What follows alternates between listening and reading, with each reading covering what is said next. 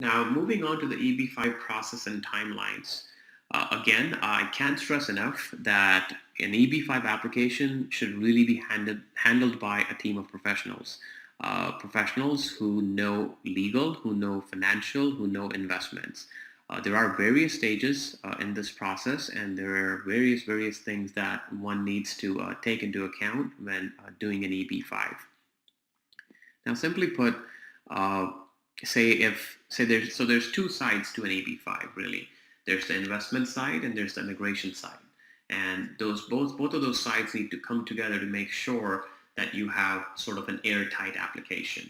And generally speaking, those two things can generally take about 1 to 2, sometimes 2 to 3 months to get together. And once you have those two things together, meaning you have an investment identified and you've got the immigration side taken care of in terms of making sure that the EB-5 investment meets all of the immigration law requirements, making sure the source of funds for that $500,000 has been properly and thoroughly documented. And of course, you've done all of the due diligence that you needed to do on that investment. So those two things come together, and then the investor submits an I-526 application, and these funds, that are part of that application can be the investor's own money. And right now, as the law stands, it does allow for a loan or gift funds. The loan has to be a secured loan. It cannot be secured against that EB-5 investment, and or it could be a gift. It could be a parent giving gifts to a son or a daughter. Actually, quite a few of our clients are parents in their home country whose children are attending colleges or universities in the US, and they're either graduating soon from their bachelor's degree programs or their master's degree programs, or they've already graduated and they're on some sort of a temporary work visa, and they don't necessarily wish to go back to their home country. They want to settle permanently in the US. So we've got quite a few parents who are basically funding an EB-5 application for their US-based son or daughter. Now, as I said, once you complete your due diligence with the help of experienced US-based and US licensed, I would highly recommend financial and investment advisors and lawyers.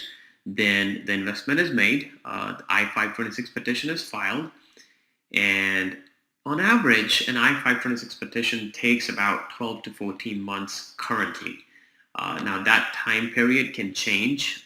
It can go up. It can go down. It really depends on the number of resources the USCIS has in place, and obviously the number of applicants that are filing through the EB-5 program. So say once the I-526 is approved in say approximately 12 to 14 months, then an investor is issued a conditional green card. Conditional green card is pretty much the same exact thing as a permanent green card. It gives you the same rights and privileges. You can work anywhere in the country. You can travel, and you can travel back and forth from your home country. So there's no restrictions per se. It's just that the conditional green card, the validity of that conditional green card is about 2.5 years, and also it's actually conditional upon your investment creating those 10 full-time jobs. So say you get your conditional green card status. What happens next? Well, once the conditional green card is issued, then you can obviously enter the United States. And once you enter the United States, you're here for about 2 years or so, because that's what the conditional green card is valid for. At the end of those 2 years, you've got to get documentation. Say you made a regional center investment, then you've got to get documentation from the regional center showing how your investment created those 10 full-time jobs. And you would file what they call an I-829 application. And once you file that application, then you're basically waiting for that application to be decided upon by the USCIS. And once it's approved, then you're given your permanent green card. Now, in terms of processing times, the I-829 right now is taking up to 12 to 14 months or even more, in fact, that I noticed recently. The good thing is, while your I-29 is pending, your conditional green card status gets automatically extended. So The processing times, yes, it affects you, but it doesn't necessarily make a difference in terms of your legal status in the country. But say your I-29 is processed and it's decided upon and it's approved, then you get a permanent green card.